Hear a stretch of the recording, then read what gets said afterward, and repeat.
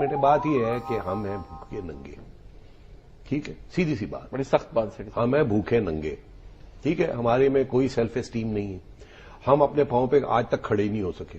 ہندوستان پہلے دن سے اپنے پاؤں پہ کھڑا ہوا, مشکل فیصلے کیے اور اپنے پاؤں پہ کھڑا ہو گیا. جیبیں کاٹی, بیلٹ ٹائٹ کی, پاؤں پہ کھڑا ہو گیا. اب خوشحالی ہے. ہم نے پہلے دن سے ہم نے امریکہ کے اوپر ڈپینڈنسی کی. انہوں نے کہا ٹھیک ہے آؤ لو, جیسے بینک لیتے ہیں, بینک سے آپ لون لیتے ہیں, بینک کے اوپر ڈپینڈنٹ ہو جاتے ہیں نا, پھر بینک مینیجر آ کے آپ کی کمپنی چلاتا ہے. اسی طریقے سے یہ ہوا. ہماری فوج نے ان سے ہتھیار لیے. ہوتا ہے اور کون نہیں ہوتا. کمزور لوگ پریشرائز ہو جاتے ہیں, مضبوط لوگ, اسٹرانگ لوگ پریشرائز نہیں ہوتے. ابھی ایران کی بات دیکھ لیں. ایران اسٹرانگ ملک ہے, اپنے پاؤں پہ کھڑا ہے. ٹھیک ہے, انقلابی وہاں حکومتیں ہیں, وہ کسی پریشر کے اندر نہیں آ رہا.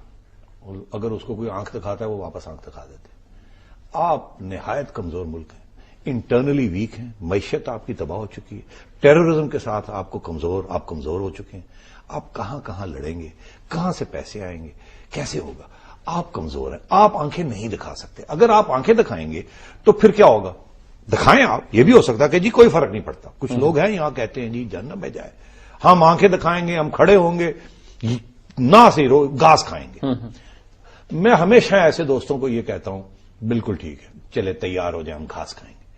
مگر گھاس منیب کون کھاتا ہے؟ نہ آپ کھائیں گے نہ میں کھاؤں گا. غریبوں کو گھاس کھانا پڑے گا. جیسے غریبوں کو بجلی نہیں ملتی, آپ اور میں تو جنریٹر لگا لیتے ہیں.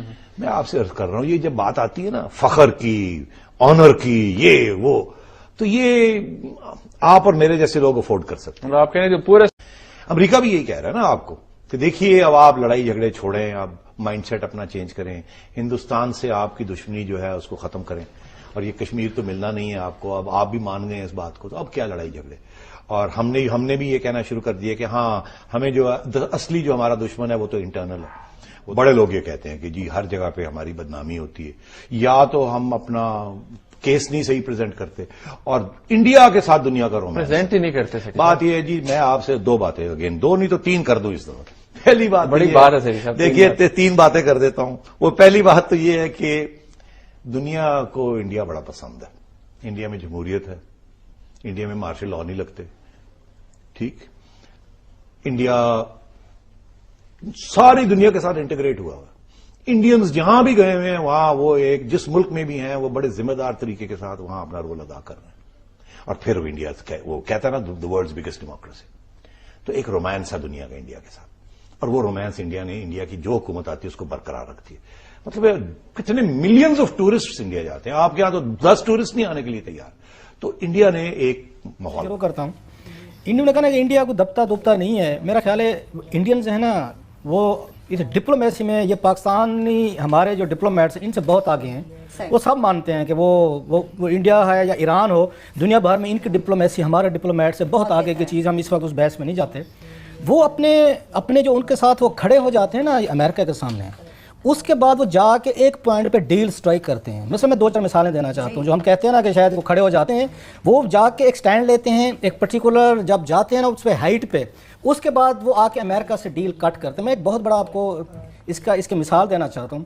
پاک ایران انڈیا گیس بہت بڑا پروجیکٹ تھا, $multi-billion کا تھا, کہ جو پائپ لائن آنی تھی وہاں سے, آپ کو یاد ہوگا ایران سے آنی تھی پاکستان, وہ انڈیا تک جانی تھی. وہاں سے امریکنز نے ان کو کہا کہ آپ اس میں سے پل آؤٹ کریں اس ڈیل میں سے, یہ جو آپ کی پاک ایران آ رہی ہے. انڈیا نے کہا کہ اب ہم جو کریں, ہمارے تو مسئلے ہیں یہاں پہ, ہمیں تو چاہیے, ہمیں گیس چاہیے, ہمارے انرجی کے مسئلے ہیں, ہمارا تو کارپوریٹ سیکٹر ہے, بلا بلا. انہوں نے ان کو موت دکھائی کہ جناب ہم کیسے نکلیں یہاں سے, آپ جو ہمیں کہہ رہے ہیں کہ ہم یہاں پہ اس کو پائپ لائن کو ختم کریں.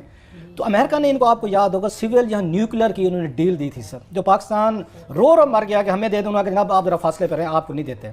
یہ ہوتے ہیں طریقے دنیا میں ملکوں کو ڈیل کرنے کے. انڈیا یہ نہ کہ بہت بہادر ہیں, yes they are shrewd, they are intelligent how to cut a deal, کہ امریکہ کے ساتھ کھڑے ہو کے اپنی مرضی کی ڈیل کیسے لیں گے. دنیا کی بہت بڑی ڈیل تھی سول نیوکلیر ٹیکنالوجی کی, جو ڈیل لی تھی انہوں نے پاک ایران, اور انہوں نے آگے ایران کے کندھے پہ بندوق رکھ کے انہوں نے لی تھی. اب بھی یہ جو کہہ رہے ہیں نا کہ فلاں سے تیل نہ لیں, وہ کہتے ہیں ٹھیک ہے, नहीं लेते जनाब, हमने हमारा 1.5 अरब का मुल्क है, हमने चलाना, आप हमें क्या देगा, अमेरिका क्या देगा। हम कहते हैं चाइना दबाव में नहीं आता।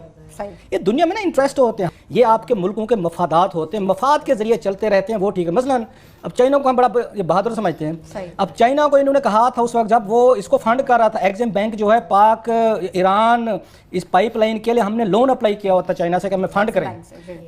अमेरिकन ने उनको मैसेज भेजा कि आप इसके लिए लोनिंग नहीं करेंगे ईरान पाकिस्तान पाइपलाइन के लिए, और चाइना ने नहीं की थी क्योंकि उनके मफादात वहाँ पे फंस रहे थे। चाइना की उनके साथ बिलियंस ऑफ डॉलर की उनके साथ ट्रेड है।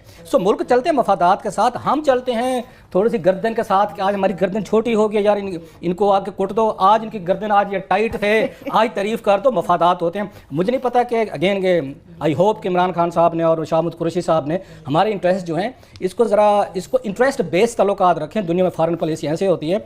और जो इन्होंने अफगानिस्तान पे बात की ना, पाकिस्तान में एक बड़ा ये पॉपुलर एक यहाँ पे नुक्ता नजर आया, मैं भी रंग मैंने जो थोड़ा सा पढ़ा है कुछ कि मैगजीन में पिछले दिनों, उसमें न्यूयॉर्क में बड़ा खूबसूरत आर्टिकल था जो अमेरिका की और इनके यहाँ पे या अफगानिस्तान में तालिबान की। मुझे एक बात नहीं समझ आती, अगेन द फॉल्ट में भी विद माई अंडरस्टैंडिंग, अमेरिकन ने बिलियंस ऑफ डॉलर पंप किए हैं अफगानिस्तान में, उन्होंने वहाँ पे अपने फौजी मरवाए हैं, उन्होंने पूरा नेटो इकट्ठा किया है, पूरी दुनिया इकट्ठी करके वो ले आए हैं।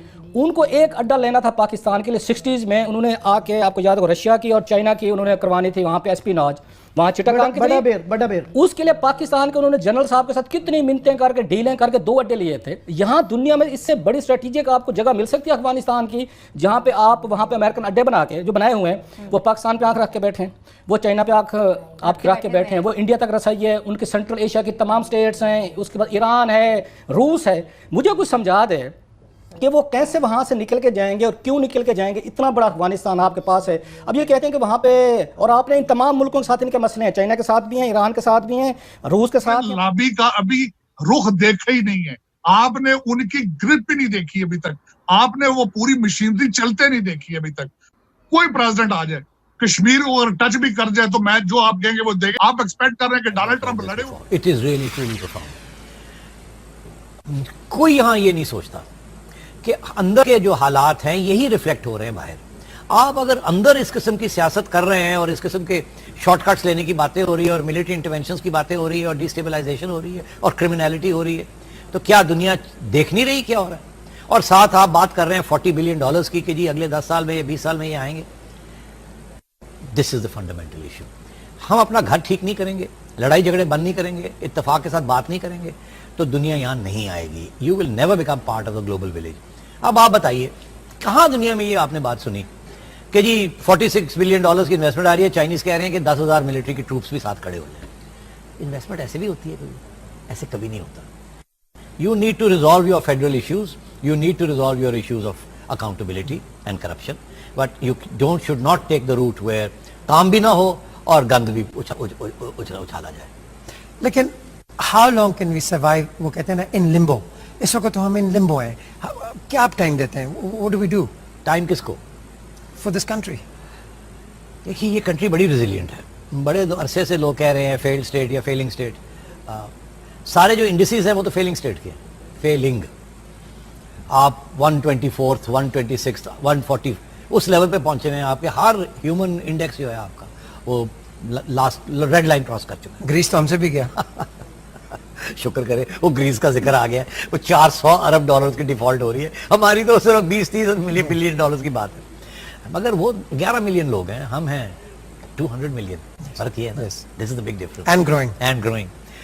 तो we can't compare ourselves with Greece, but the fact is that यहाँ एक पूल ऑफ अनएम्प्लॉयड, हर साल 30 लाख नए बच्चे नौकरियां ढूंढने जाते हैं, उनमें से 3 लाख को भी नहीं मिलती।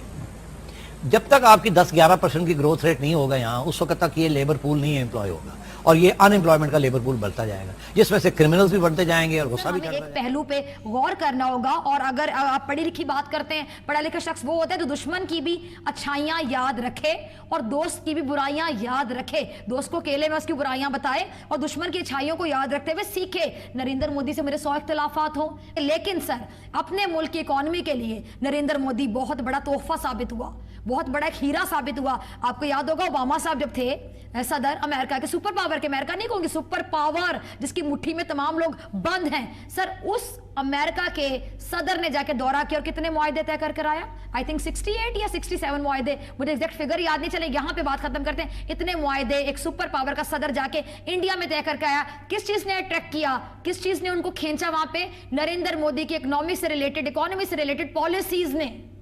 देखिए फिजा, आपने बेड़ा मुझे हम क्या लड़े हैं, जो पसंदीदा क्या लड़े सर, हकाई के बगैर हम क्या लड़े? आप बताएं कि मैंने गलत बात की? एक हिंदू बनिए का किरदार अदा किया, लेकिन सर अपनी इकोनॉमी के लिए अच्छा साबित हुआ?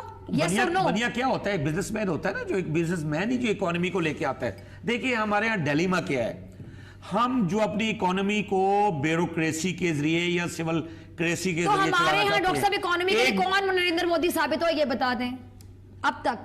नहीं बिल्कुल जी, मैं तो कहता हूं उसने एक हिंदू बनिए का किरदार अदा किया है, और बड़ी अफसोसनाक बात है। यही तो मैं कह रहा हूं कि देखिए सफारत खाना क्या होता है, वहां डिफेंस अटैची होता है, वहां कल्चरल अटैची होता है, वहां ट्रेड अटैची होता है। सबसे ज्यादा अहमियत दुनिया के हर मुल्क के सफारत खाने में ट्रेड अटैची को होती है।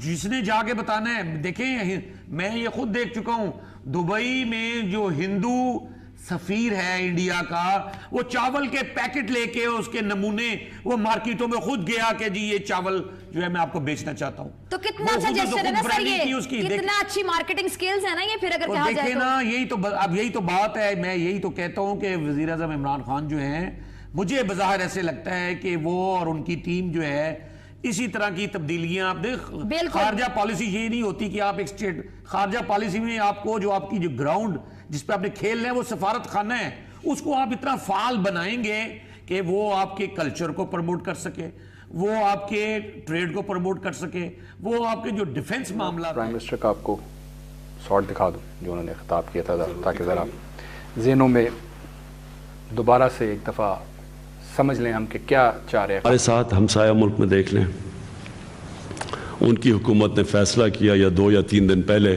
कि सारा हिंदुस्तान को वो लॉकडाउन कर देंगे। आज वहाँ हालात देख लें, आज हालात ऐसे हैं कि उनके प्राइम मिनिस्टर ने कौम से माफ़ी मांगी है, और माफ़ी ये मांगी है कि हमने बड़ी सोचे समझे बगैर लॉकडाउन कर दिया था। अच्छा जी, इसमें सबसे पहले तो जो है ना जनाब, बड़ा सोशल मीडिया पे चल रहा है, खान साहब ने कहा मोदी ने माफ़ी मांगी कि उसने जो है लॉकडाउन कर दिया था। तो मैं सुना दूं आपको कि मोदी ने माफ़ी मांगी है, तो किस बात पे मांगी है कि नहीं मांगी, दिखाइए। मैं सभी देशवासियों से क्षमा मांगता हूं, और मेरी आत्मा कहती है कि आप मुझे जरूर क्षमा करेंगे, क्योंकि कुछ ऐसे निर्णय लेने पड़े हैं जिसकी वजह से आपको कई तरह की कठिनाइयां उठानी पड़ रही हैं। खास करके मेरे गरीब भाई बहनों को देखता हूं तो जरूर लगता है कि उनको लगता होगा कि ऐसा कैसा प्रधानमंत्री है, हमें इस मुसीबत में डाल दिया। उनसे भी मैं विशेष रूप से क्षमा मांगता हूं। हो सकता है बहुत से लोग मुझसे नाराज भी होंगे कि ऐसे कैसे सबको घर में बंद कर रहे हो। मैं आपकी दिक्कतें समझता हूं, आपकी परेशानी भी समझता हूं, लेकिन भारत जैसे 130 करोड़ की आबादी वाले देश को कोरोना के खिलाफ लड़ाई के लिए एक कदम उठाए बिना कोई रास्ता नहीं था। कोरोना के खिलाफ लड़ाई जीवन और मृत्यु के बीच की लड़ाई है, और इस लड़ाई में हमें जीतना है, और इसीलिए ये कठोर कदम उठाने बहुत आवश्यक थे। किसी का मन नहीं करता है ऐसे कदमों के लिए, लेकिन दुनिया के हालात देखने के बाद लगता है कि यही एक रास्ता बचा है। आपको, आपके परिवार को सुरक्षित रखना है। मैं फिर एक बार आपको जो भी असुविधा हुई है, कठिनाई हुई है, इसके लिए क्षमा मांगता हूं। जनाब खान साहब कह रहे हैं उन्होंने माफ़ी मंगी है लॉकडाउन की वजह तो उन्होंने ऐसी कोई माफ़ी नहीं मंगी ज़रूर है उन्होंने, लेकिन वो वजह उन्होंने और बताई है, मुश्किलात की वजह से। और ये वो कह रहे हैं रास्ता एक था, चॉइस ही ये थी, इसके अलावा हमारे पास चॉइस ही कोई नहीं थी। देखें, एज प्राइम मिनिस्टर खान साहब का काम नहीं है कि किसी दूसरे मुल्क के इंटरनल मामले में टांग अड़ाएं। मोदी अपनी कौम के साथ क्या करे क्या ना करे, खान साहब का काम नहीं है। खान साहब के नीचे हम डिस्कस कर सकते हैं, हम मोदी साहब को क्रिटिसाइज़ भी कर सकते हैं, लेकिन एज अ प्राइम मिनिस्टर ये उनका मनसब انہیں اجازت نہیں دیتا. ڈپلومیٹک لینگویج کا تقاضا ہے کہ آپ اپنے ہم منصب کے ساتھ لینگویج جو ہے وہ, اب خان صاحب کو یہ بات جس نے بھی سمجھانے کی کوشش کی اس کی نوکری گئی. لیکن خان صاحب کو یہ کس نے, دیکھیں نا اڑتی بات ہی کسی نے خان صاحب کے کان میں کہی ہونی ہے, مودی نے معافی مانگ لی ہے تو انہوں نے آگے قوم میں دس. کورس خان صاحب نے ٹی وی تھوڑی دیکھا ہوگا. وہی نا, ان کو تو جس نے بتائی انہوں نے کہ اچھا معافی مانگی ہے, انہوں نے اپنی قوم سے خطاب میں شامل کر لیا کہ جناب دیکھو اتنے لاک ڈاؤن ہوا تھا, مودی نے معافی مانگی. وہ باتوں سے بھی یہ محسوس ہو رہا ہے کہ وہ